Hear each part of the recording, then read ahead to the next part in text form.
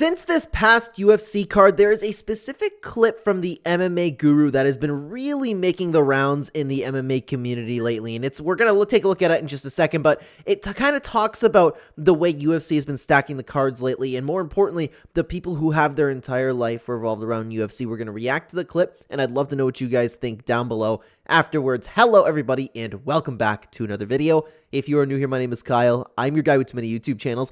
Let's start off with reacting to this clip from the MMA Guru, and the one that I saw get the most traction is by this account named Justin's the CTE Gaethje. It has 1.1 million views, and I have seen it on so many more accounts as well. Let's listen to the clip. It's only 20 seconds long.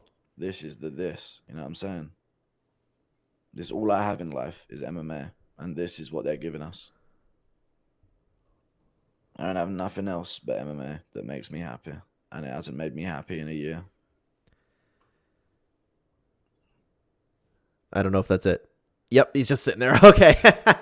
But that's the biggest thing. That's a big part. And a lot of people really have been jumping on this. And there's been really two big takeaways from this. People talking about how you can't make your entire life revolved around MMA. And the other people really just digging into the UFC, talking about what crap the cards are. And I will say, this past card that we just watched, there was a couple stinkers on there. But especially the prelims, I thoroughly enjoyed the card. I am totally of the opinion that so many people right now are expecting every single fight card to turn out like UFC 300. And on top of that, think about these giant pay-per-views that are really, really stacked. UFC 299 delivered, but a lot of these pay-per-views that everybody looks forward to oftentimes don't deliver. In these Fight Night cards, these fighters on the prelims that are really trying to make a name and prove themselves within the UFC, those fights end up being bangers. Like, yeah, we had a couple stinkers. Yeah, Vicente Luque quit. Yeah, the main event was a little bit of a stinker. And besides that, though, the Reese McKee fight kind of sucked, but the rest of the card kind of, actually, it slapped. I really, really enjoyed what I was seeing, to be honest with you. So I think that is a big part of it. MMA fans are expecting way too much. And yeah, you know what? Cards back in the day were better, but I would much, much rather have these awesome fight nights that we've been getting. But before we continue talking about this, I want to take a look at some of the top replies over here and just what the community in general has been saying. So it looks like this is the biggest post. I am actually so dedicated to the sport that I will stay tweaking in order to watch every card rather than recognize they are actually, with my head this point. It's mind-boggling how fluky and weird this card was, and the main event just made me actually sad. Yeah, that's another thing to note was there was a lot of problems with reffing in this past card, but the entire card was really, really worth watching in my opinion. Oh, and I already like this tweet. I don't recall what it is. Outside of what this fat boy's saying, you don't always have to tune in. I didn't even remember liking this. You don't always have to tune in. I know I don't have the energy to be up at 4 a.m. every weekend. It wasn't a bad fight card, though. 8 finishes, 4 decisions. That's exactly what it was. Like, I thought the card was really, really good, to be honest with you. I don't know. I agree, but it was a lackluster card. But if all you have is MMA and you're not an MMA fighter yourself, bro, get some help. This is not a healthy mindset to care so much about the quality of UFC cards that you don't pay for. But I understand if his life really does revolve around MMA, and it's difficult not to. When you're in the place of the MMA Guru, you can't have the success that he's been having without kind of making this entire sport your life. So I do feel bad for him in a sense, but I did want to take a look at some of the quotes over here because we do see, again, this got a ton of impressions. He's hitting the 5-year wall that most MMA fans do, but he's based his entire identity and career around it. That's pretty pathetic, but also pretty funny at the same time. It's like, I don't think it's pathetic at all. I think he is one of the most successful content creators regarding MMA. This is somebody to look up to. His work ethic, his dedication to the sport. That's something to look up to. He has the entire world watching him. You get the point. I'm over-exaggerating a little bit, but this dude is set to make generational wealth with the track that he's at. You see, he's getting donos every 5 seconds.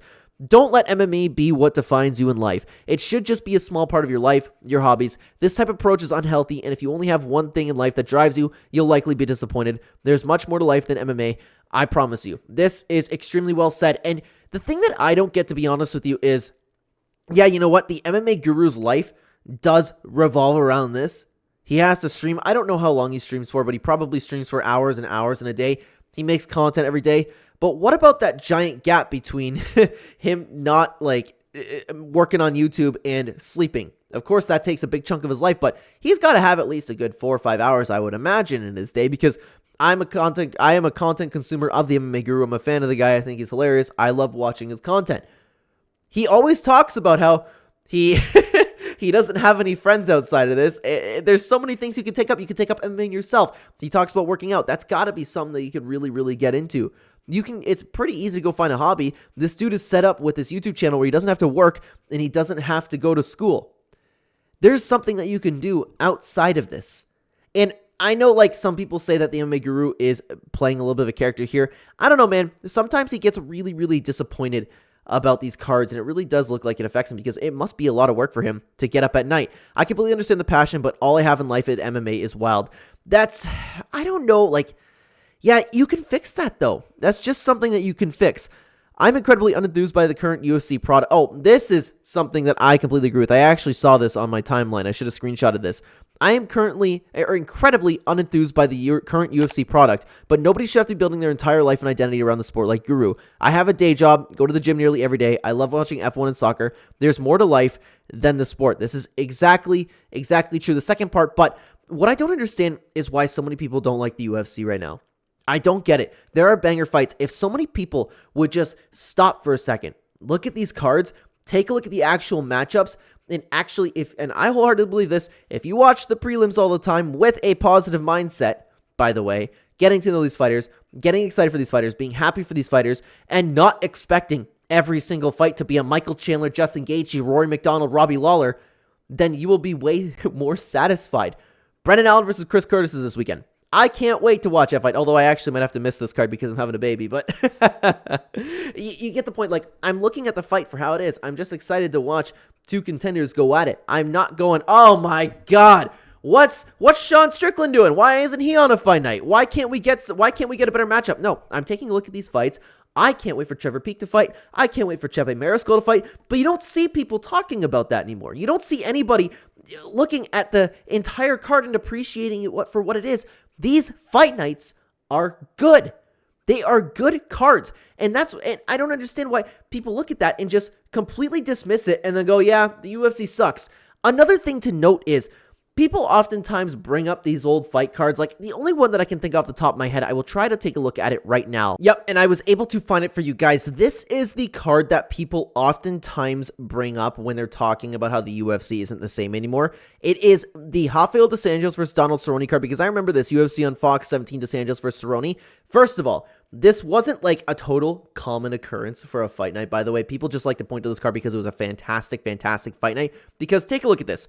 On the early prelims, people like to talk about, oh my God, you have Francis Ngannou, Vicente Luque, and Kamaru Usman.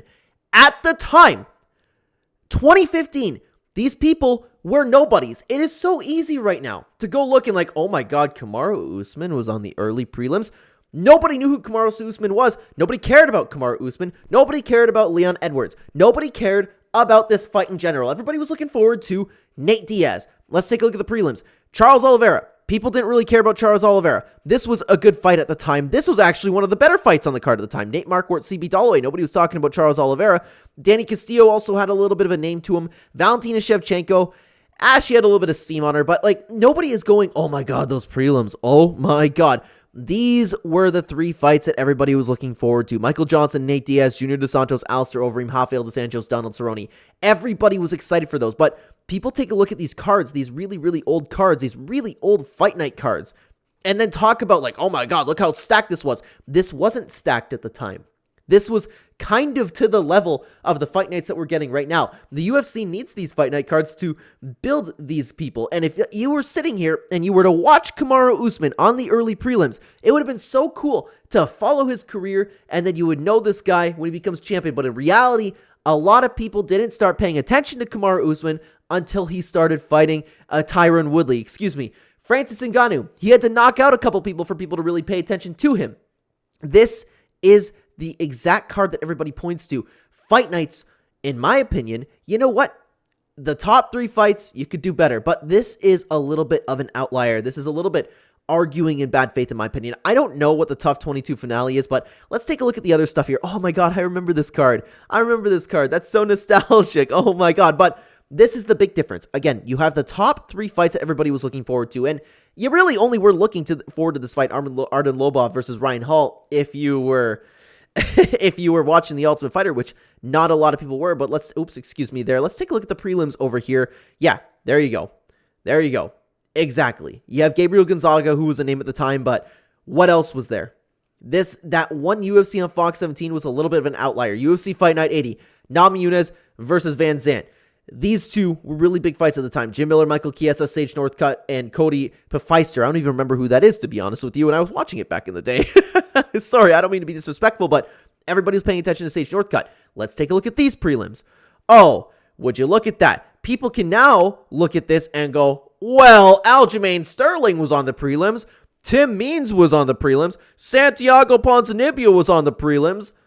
At the time, this didn't matter besides maybe like Ponzinibbio. Maybe. My point being, people take a look at these old Fight Night cards, and there's a couple of them that have been floating around lately, and people are taking a look at this, and they're almost arguing in bad faith. These Fight Night cards are just as good. These Fight Night cards are better. Oftentimes, you have better talent in the UFC. You have more exciting fights. These guys know what they can accomplish now. They can get superstardom like never before. They can create generational wealth.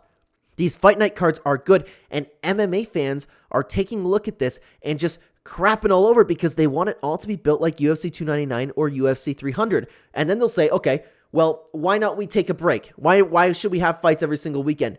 If they were to take a break, you guys would be acting the exact same way.